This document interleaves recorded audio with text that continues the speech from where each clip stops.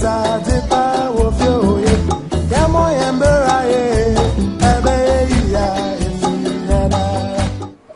here for another Meet the Press series organized under the auspices of the Ministry of Information, and our presentation and conversation today will be bordering on updates on pre-tertiary and tertiary education reforms. Today we will concentrate on tertiary education reforms and pre-tertiary education reforms and an update. 3 issues on our tertiary education policy, where we are with the curriculum that is started in September, and where we are with the last batch of the third year of the free SHS entrance to complete the full 3-year free SHS graduates. So basically that is what we are going to address.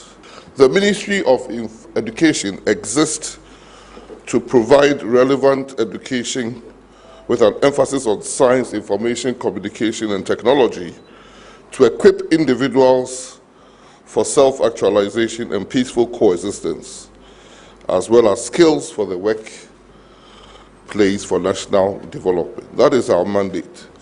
Our mandate gets expressed in various policy documents, like the Educational Sector Plan 2018 to 2020, or Education Strategic Plan, that has been approved by Cabinet, which is founded on the pillars of access and equity, quality, relevance, efficiency, effectiveness, and sustainability. Today, we would start with basic education and where we are. Cabinet approved the basic school or educational curricula for KG and primary early this year, after the framework had been approved in September 2017. The subject area curricula has been duly launched. We are in the process of training master trainers that has been taking place. We've trained district trainers, and very soon we will start training for the teachers themselves. It is not only training them in the subject area that we are going to do. We have to train 152,000 teachers across the country who exist in the basic education space, KG to P6, to be able to let them have the knowledge to train our kids in the new curricula. That training, like I said, has been ongoing, and we hope to complete with the training. But with this training, we are also for the first time giving teachers the resource pack, such that it is not a 4-day training that we are giving you that will let you be very conversant with the curricula, but the resource pack that will direct you on how to write your lesson notes, how to do your work assessment sheets, how to generally teach in the new syllabus.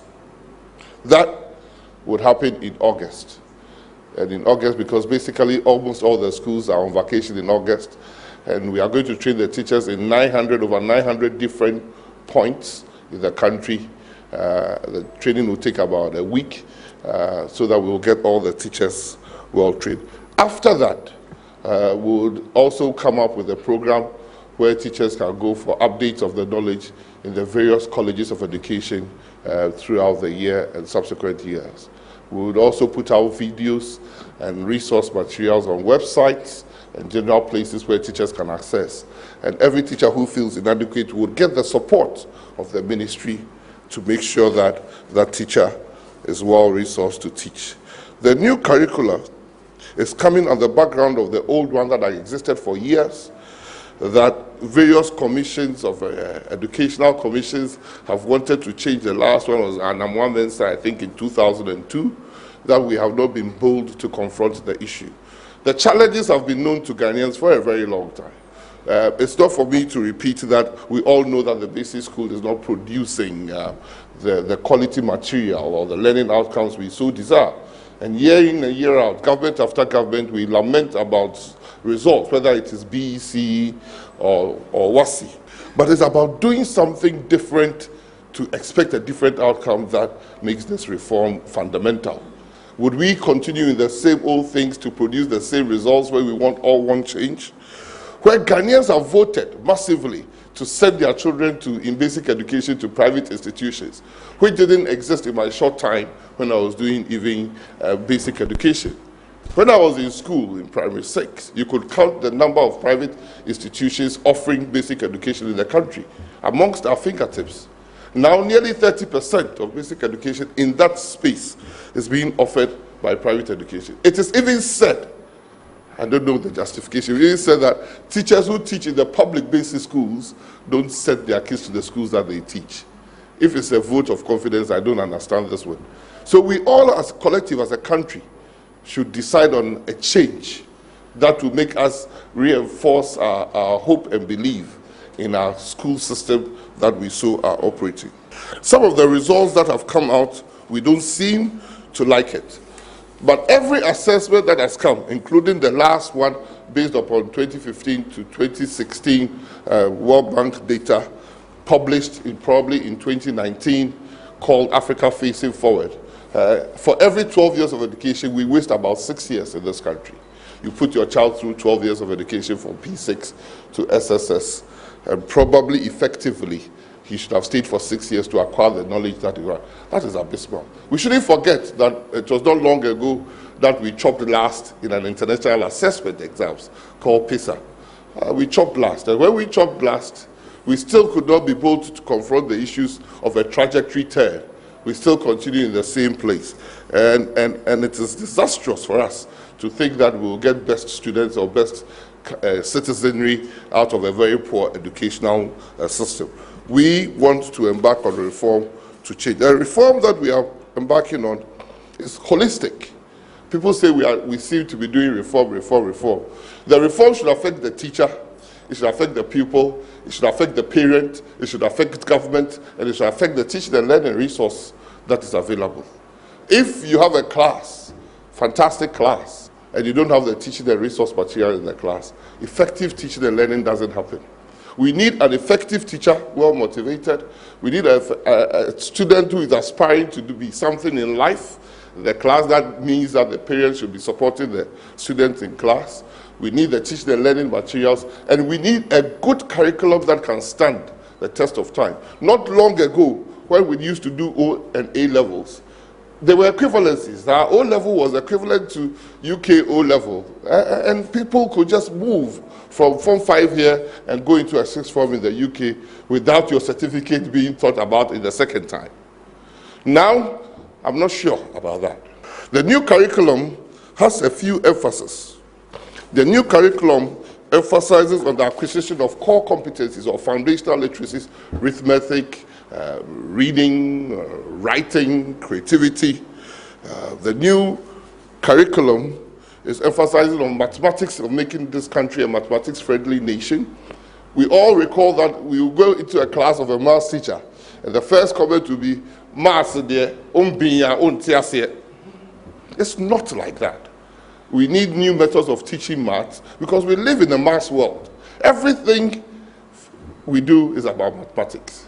And we need to have a generation of Ghanaians who are self-confident in literacy and numeracy to be able to take on the world, participate in the world, and be exemplars everywhere.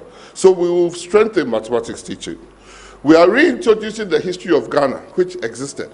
It's sad that even some professors don't know that at a certain point in time, the nation's anthem was changed, and it becomes a debate among two professors. It cannot happen that we don't know what has happened as growing up Ghanaians, that the flag of Ghana was changed at a particular time. So the history of Ghana is being introduced. It's going to tell the history not from the lens of any particular person, but the history as has happened. It's for us to know where we came from, where we are going, and where we want to be. I asked somebody that, does he know about a certain famous, the first black millionaire? And nobody seemed to know he was a Ghanaian. We will tell that history for us to be proud of a nation that we happen to participate in. Physical education and sports will be restored in the schools. Foundational skills for lifelong living, preparing the students and the people for the life of work will be emphasized in the new curriculum. Not only that, we've already said that the fish in our oceans speak French. Not only are three borders French, not all our communities, families separated along the borders, French and English. The fish in the ocean speak French. So Ghana, we don't have a choice but to ensure that French speaking is available, and for everybody who wants to learn French can participate in the French society, so that trade and commerce and investment can happen. In this fourth industrial revolution, if you don't know about ICT, probably you are lost. When we were in university, those who went to do computing in tech got employed as bankers and everything around the world, because that was the revolution when computing was coming. So you needed a computer literate to come and teach the accountant and to help the accountant to do his work. Now the accountant should be computer literate. The lawyer should be computer literate. The bricklayer should be computer literate. The mason should be computer literate. The hairdresser should be computer literate. So computer literacy is not something we are going to negate to the second position. By the time the kid finishes secondary school, he or she should be well versed in computing, not only as a digital literate, but also to understand the basics of coding in life, and should be able to code, and should be able to be aware of the dangers of the computer society we have so created. So ICT, not only are we going to strengthen it, we are going to use ICT in schools as tools and as subjects. We have to also, in this new reform, emphasize on equity and inclusion. Inclusion in all its forms, whether minority, whether disability, whether resource vulnerability. We have to make sure that our educational system does not leave anybody behind.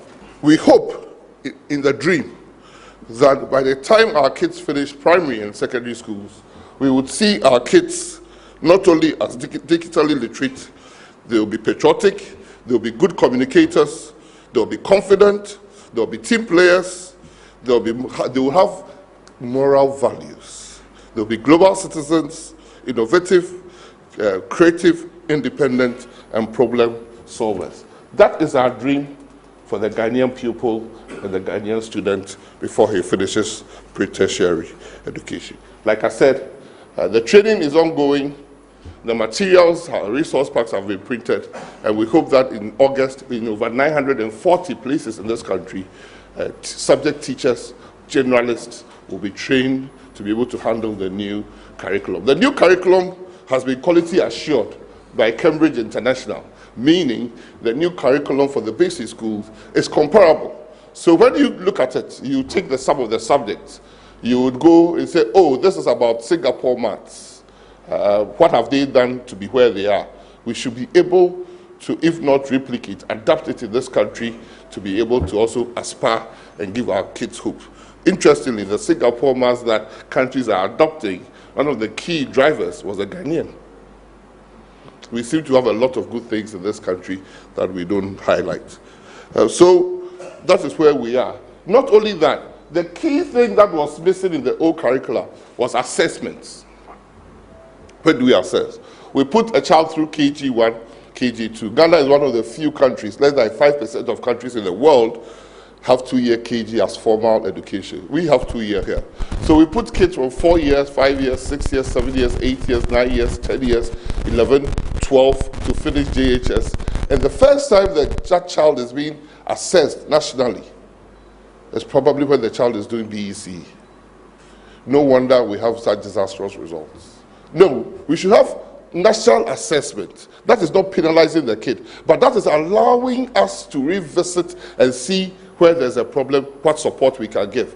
You can't push the child through primary 1, primary 2, primary 3, primary 4, primary 5, primary 6, JHS 1, JHS 2, JHS 3, and get the disastrous results and not do something. So our national assessment, our formative assessment, would not only indicate what is happening in the school, if it's the teacher that needs support to teach better, if it's the students that need support, or pupils that we have to intervene, then we can intervene at the appropriate time. So that schools will know what one school is doing, comparative schools will know what school is doing, because sometimes the best schools are not doing anything for our kids.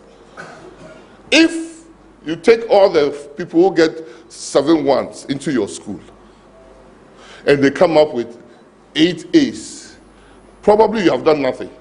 That is why the emphasis on equity is so dear to some of us.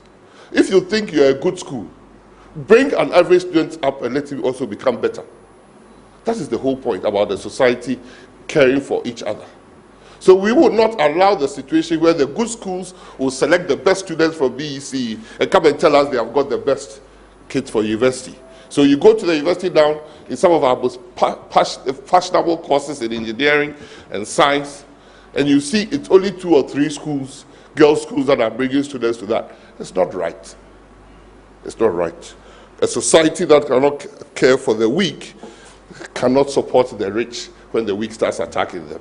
So we are developing an assessment framework that will bring national assessment from primary 2, primary 4, primary 6, JHS2, and SSS2. That will lead ultimately to a national certificate, high school certificate. People just don't get it. That not long ago, secondary school certificate examination, SSCE, was happening in Ghana, and that was our national certificate. WASSCE isn't a national certificate. When you go to Nigeria, they have their national certificate apart from WASSCE, and we will reintroduce a national certificate. When you are going to look for work, you don't need your WASSCE results. You need your national certificate to go and look for work. You don't need to get English 3, 4 before you can be employed in an immigration services or military service. You need a national high school diploma that says, yes, you are fit for work. That is what we need. Middle school leaving certificate previously was our national exit exam. And people were going into all the public service positions or civil service positions with middle school leaving certificate. They were going to teacher training colleges, and Ghana was probably not the worst country at that time. Those things that are good, we should emulate. We'll bring back a national high school certificate for those who finish national high school to allow them to go into the life of work. And Ghana Education Service have provided the funds for their teacher training to happen. We should thank them. It's about getting the management right in our universities. It's about ensuring accountability of resources. It's about ensuring good governance. It's reintroducing as public universities the issue of equity, which I would emphasize again, equity, and not only allowing the universities to decide on their numbers. Central government would insist on the numbers, and you have to come and account for us, because we are all not endowed equally. So we cannot all be treated the same way. Some should be given a preference. We need more women and ladies in science, so we should structure and push there to science. We want universities to generate only about 30% of their earnings through IGF, which comes through academic facility user fees and residential facility user fee. We don't want students who are in public houses to be saddened with bills of utility, especially when they pay residential user facility fee. What is that for? These are the things that we want to enshrine in the management or the tertiary education policy. Some universities, after 2 years, have had their board's term expire. Some have 4 years. The 1990 the consensus on education under PNDC talked about universities having boards only up to 15. Now some have 23, some have 13, some have 11. The tenures of different councils are different. We have ACDR, Committee for the Defense of the Revolution, still sitting on our books. We have even some universities, the president being the chancellor when the constitution says no. So all these things and other inconsistencies in our constitution, what is the role of the chancellor? In some university bill, the chancellor decides of the council, which the constitution says is the president's prerogative. So there are a lot of gaps within our educational university tertiary education policy. What do you do with a group of diploma awarding institutions that cannot award the diplomas so moto on their own? They still have to follow the traditional university, and it's still called the diploma awarding institution. Before we came into office in 2012, under President John Evans Attabills of blessed memory, we have decided that all the colleges of education at that time, 35, 36, should come under one canopy called Colleges of Education Act. And they are all governed. It is the governance of those, but they do different courses. In 2016, under President John Dramani Mahama, We passed the Technical Universities Act to govern all the polytechnics that were migrating and put them on the pedestal for better management and things like that. We would continue after the tertiary education policy. We'll continue with the Public University Act. The universities will do what they are supposed to do, but the governance structure, not the individual lecturers or anything, the governance, the management of the university is put on a better, more transparent, accountable keel. Public universities will have the same numbers of council members. This does not touch anything below universities' management. The bill, Public University Bill, doesn't go beyond that. It goes about protecting the lecturers, making sure that moving from lecturer to senior lecturer is not dependent upon somebody not liking the shape of your nose, but rather going through a strict criteria set amongst the universities themselves. Because after all, so the lecturers get paid the same, whether you are in WA or you are in WHO. So it will be unfair for the promotion processes that leads to remuneration to be staggered differently.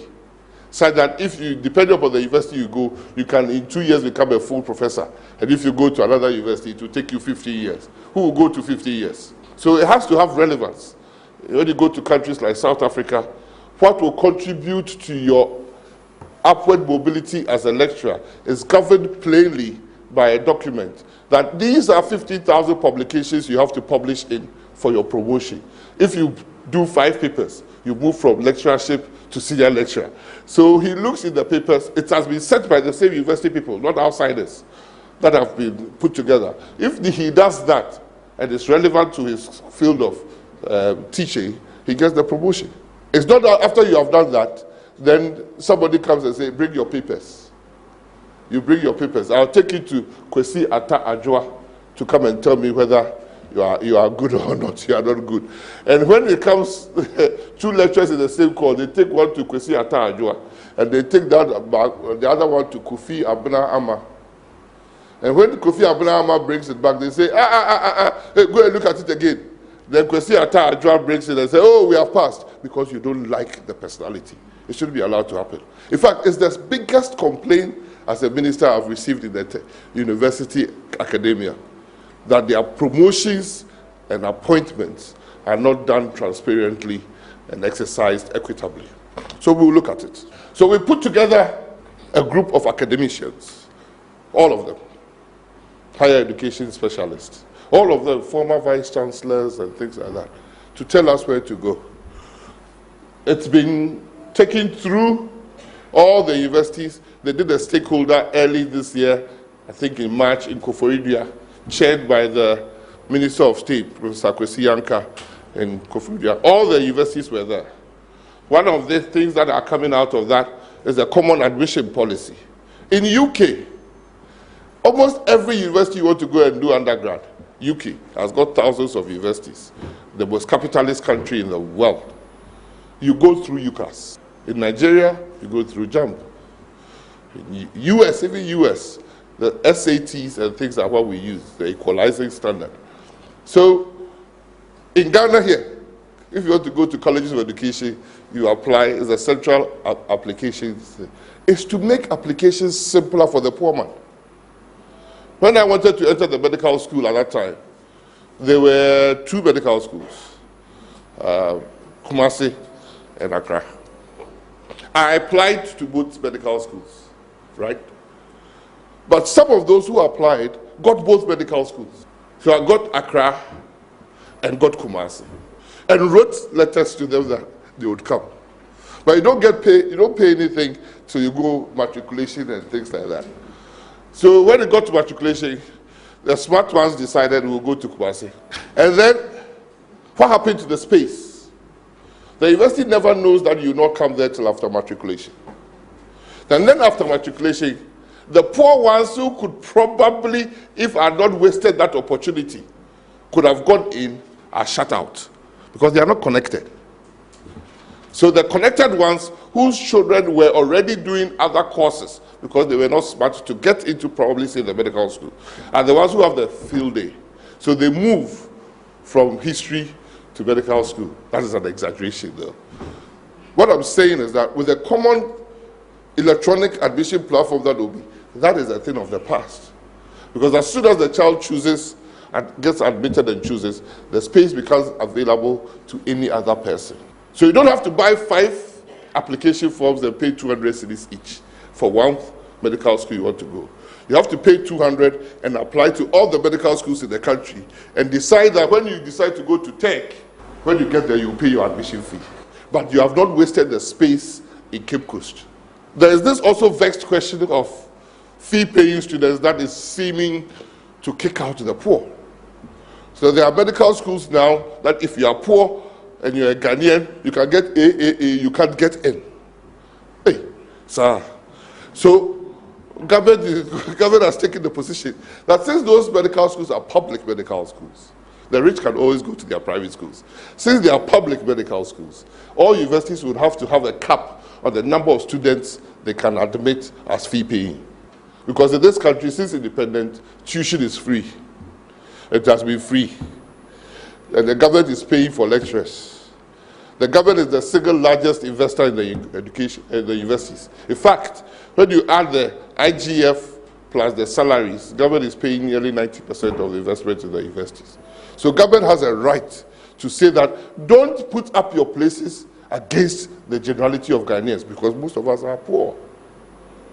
Don't create a medical school and say, if you can't pay the fees, you can't come into the medical school, and it's a public medical school.